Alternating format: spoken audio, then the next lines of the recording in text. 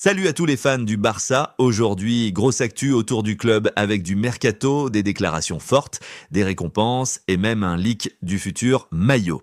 Avant de commencer, pense à lâcher ton like et à t'abonner pour ne rien rater de toute l'actu du FC Barcelone. On commence tout de suite. Le Barça est actuellement à la recherche de latéraux capables de jouer des deux côtés avec deux pistes principales, Marco Palestra et Andrea Cambiasso. Ces deux joueurs ont des profils très différents. Le choix final pourrait influencer toute la structure défensive de l'équipe la saison prochaine. Et justement, en parlant de défense, Alessandro Bastoni veut rencontrer l'Inter pour négocier un prix plus bas. Même si le joueur pousse pour venir, rien n'est encore validé car Hansi Flick n'a pas donné son feu vert. Cela prouve que le coach garde un contrôle total sur le mercato et reste concentré sur un objectif clair, remporter la Liga avant de penser au transfert. On passe maintenant à une info beaucoup plus surprenante. Olivia Rodrigo apparaîtra sur le maillot du Barça lors du Classico grâce à Spotify. C'est un coup marketing pour le club dans son deal avec Spotify pour attirer une audience mondiale. Certains joueurs, eux, brillent individuellement. Lamine Yamal a remporté le prix du meilleur jeune athlète au Laureus Awards 2026. Cette récompense confirme que Yamal est déjà une figure majeure du sport mondial. Et justement, en parlant de l'image du club, la première image du futur maillot domicile du Barça a fuité. Ces leaks créent toujours énormément d'engouement chez les fans et participent indirectement à la stratégie marketing du club, même si cela reste officieusement non contrôlé. On enchaîne avec une déclaration d'une légende du club. Ronaldinho a déclaré « Je suis l'un des plus grands fans de Rafinha ». Le soutien d'une icône comme Ronaldinho peut renforcer la confiance de Rafinha et donne encore plus de poids au rôle de Rafinha dans l'équipe. Et une autre légende brésilienne a fait une comparaison très intéressante. Cafu a déclaré que Neymar jouait comme Lamine Yamal quand il était jeune, en parlant de son audace, de son dribble et de son absence de peur. Cette comparaison, elle est très forte car elle met en avant le potentiel exceptionnel de Yamal, mais elle peut aussi créer une pression énorme sur ses épaules en le comparant à l'un des joueurs les plus talentueux de sa génération. Et le talent attire forcément d'autres grands joueurs. Malgré le fait qu'il n'ait rien dit publiquement, Julián Alvarez veut vraiment rejoindre le FC Barcelone. Des personnes proches de lui le confirment.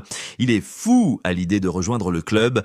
Quand un joueur de ce calibre affiche clairement son envie de signer, cela donne un avantage important au club dans les négociations. Mais dans le même temps, le club garde plusieurs options ouvertes.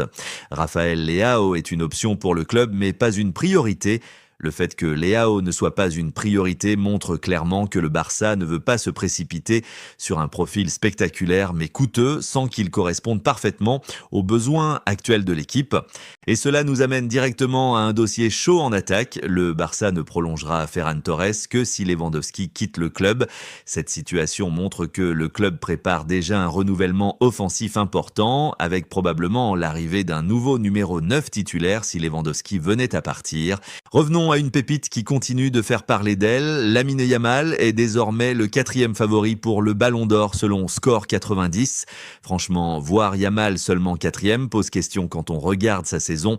Contrairement à d'autres joueurs comme Mbappé, qui n'a pas remporté de trophée majeur cette saison, Yamal a déjà gagné la Supercoupe et est très bien parti pour remporter la Liga avec le Barça.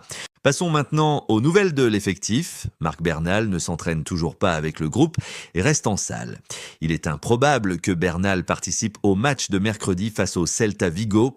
Et justement, le coach s'est exprimé à ce sujet. Hansi Flick a déclaré vouloir être l'entraîneur du Barça lorsque le stade sera totalement terminé, soit jusqu'à au moins 2028. Cette déclaration montre clairement qu'il se projette dans un projet à long terme et qu'il veut construire quelque chose de durable avec le club. Mais il garde aussi les pieds sur terre pour le présent.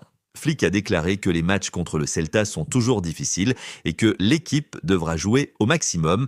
Il ne sous-estime aucun adversaire et qu'il prépare son équipe avec sérieux pour éviter toute mauvaise surprise.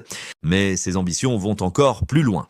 Flick a déclaré que son rêve est de gagner la Ligue des Champions avec le Barça. Cette ambition confirme que le Barça vise un retour au sommet de l'Europe, ce qui nécessitera un effectif solide et des choix forts sur le mercato.